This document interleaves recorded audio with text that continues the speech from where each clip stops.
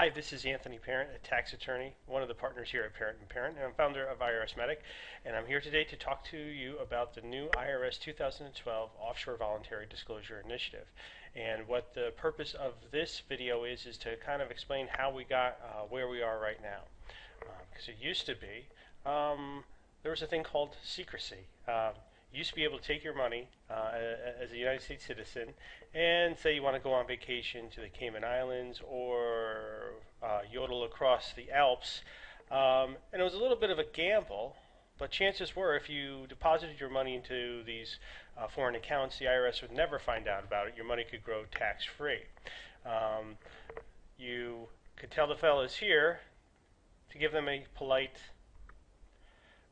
and this mutual contempt between the IRS and taxpayers was a harmonious stasis. So what happened?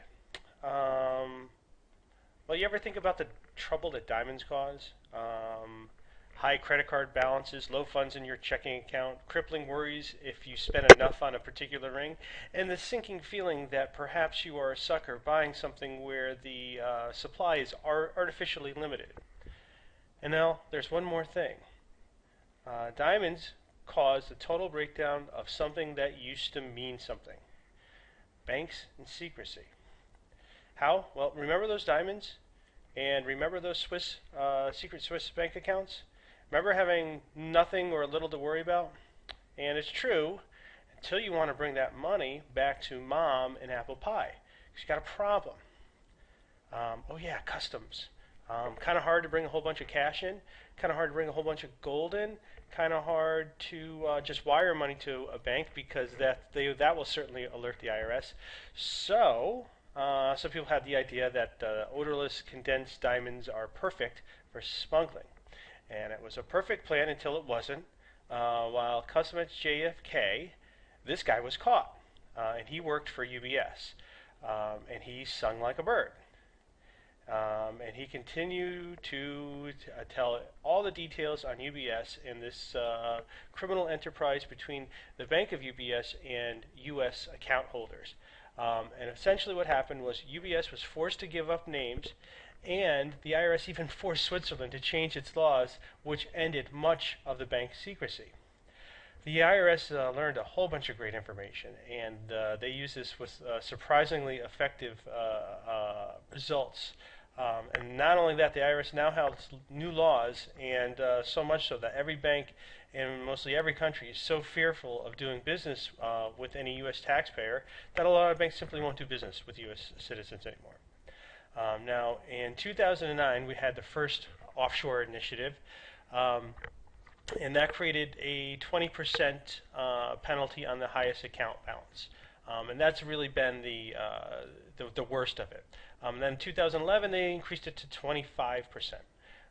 And additionally, all taxes and interest had to be paid. Together, both of these initiatives brought in $4.4 billion, which is what these guys spend in half a day. Now there's a new initiative, and for those kind of guilty, for those who definitely were involved in some sort of evasion, there's going to be a 27.5 penalty, the FBAR penalty, and that's what's assessed on the highest aggregate balance year. And for a lot of folks, I see that's 2006, 2007. Those tend to be the highest balance years. There is an option, though, for those not so guilty, and this is really for folks who maybe were born overseas, inherited accounts, never really transferred money from the United States to these accounts. These accounts were there, and they really weren't that aware that there was this filing requirement, or that there was even universal tax jurisdiction on all their income earned everywhere it is. There's the opt-out program, and there's a good chance to get lower penalties on that, and typically the taxes aren't, the tax bills unreported aren't all that substantial. Here's the thing, they know, and if you haven't been called in for an audit yet, luck does not last forever. The IRS is going after who they deem is high income earners right now for audits. to try to uncover this. So if you skated by so far, we do have a new 2012 program. You might want to think about getting it in. And now also follow this channel for more updates on the 2011 opt-outs as they become available. One of the most common questions I have, people want to know for sure whether they should opt out or not.